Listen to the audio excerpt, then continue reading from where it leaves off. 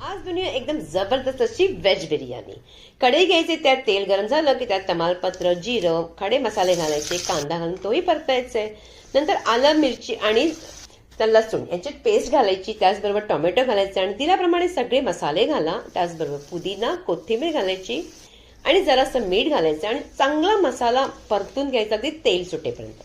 मग भाज्या घालायच्या, चांगला परतायच्या, त्याला थोडं शिजून घ्यायच्या. मग दही घालायचे, पुन्हा त्याला परतायचे आणि इथे मी पनीर जो आहे ना, पनीर त्याला थोडासा परतून घेतला होता चांगला, अगदी लाल तिखट, हळद, मीठ घालून तोही घातला. अर्धी भाजी काढायची, भात घालायचा, रंग घालायचा, कोथिंबीर आणि तळलेला कांदा. पुन्हा भाजी घालायची आणि त्याचप्रमाणे आपण दुसरी लेयरी लावायची. आता हे सगळं झालं की काय करायचं, झाकण ठेवायचं, खाली ना घ्या, कढईच्या खाली तवा ठेवा आणि 10 मिनिटं त्याला सोडा. मस्त बिर्याणी रेडी होते. पहा किती सुटसुटीत अगदी बिर्याणी रेडी झाले. एकदा नक्की करून बघा. आवडली तर लाईक करा.